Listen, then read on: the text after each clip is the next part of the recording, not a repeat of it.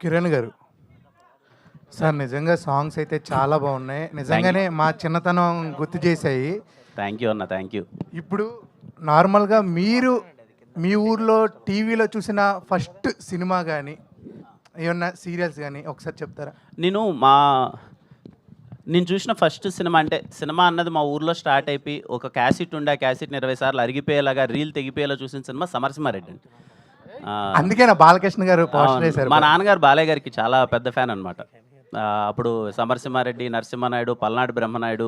నేను వేరే సినిమాకి వెళ్దామన్నా వద్దన్నా నన్ను 10 సార్లు వెళ్ళి చూసే థింగ్ అనమాట అది. మా ఇంట్లో ఆ క్యాసెట్ ఉండేది, అది అరిగిపోయింది కూడా అప్పుడు ఫస్ట్.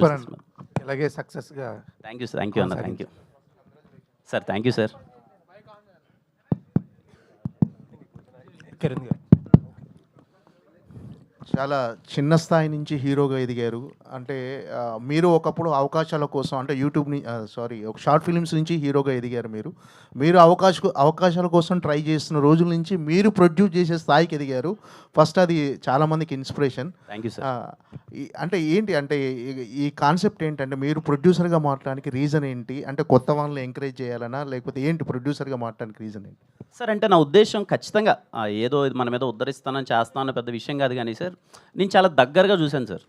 అంటే హైదరాబాద్కి వచ్చినప్పుడు మేమందరం నేను షార్ట్ ఫిల్మ్స్ చేసేటప్పుడు ఎంతమంది స్ట్రగుల్ అయ్యారు ఏంటి అన్నది నేను చాలా దగ్గరగా రోజు సాయంత్రం ఉండి రాత్రిపూట ఒక చిన్న హోప్ లేకున్నా అందరూ తిరిగి వెళ్ళిపోవడం చూశాను సార్.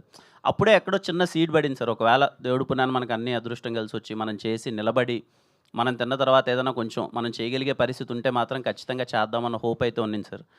అప్పుడే అందుకే ఇప్పుడు మనం ఉన్న దాంట్లో కొంచెం మనం పెట్టగలిగిన బడ్జెట్లో చేయొచ్చు అనిపించింది. అందుకే అందరూ కొత్త వాళ్ళతోనే చేద్దాం అనుకున్నాను.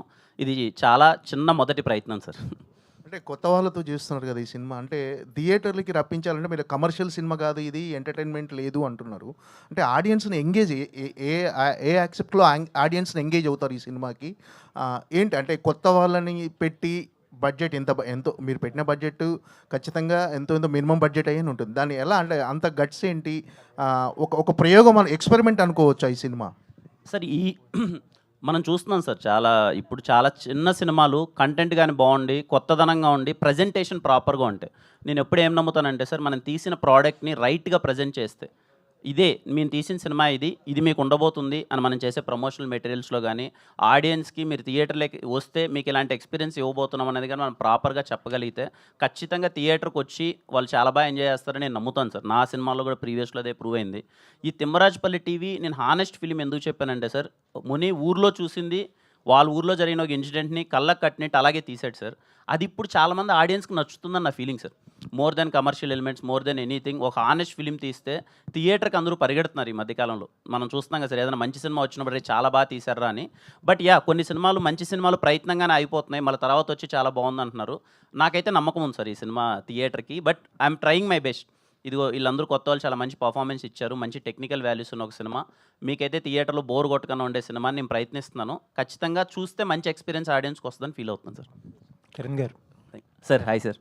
Hi sir. ఇది అంటే ఒక పక్క సినిమాలు చేస్తున్నారు, వెబ్ సిరీస్ ఒకటి చేస్తున్నారు, ప్రొడక్షన్ కొన్ని సినిమాలు మీ సినిమాలు ప్రొడక్షన్లో మీరు పార్ట్ అయ్యి ఉన్నారు. ఇప్పుడు వేరే వాళ్ళని ఇంట్రొడ్యూస్ చేస్తా సినిమా చేస్తున్నారు.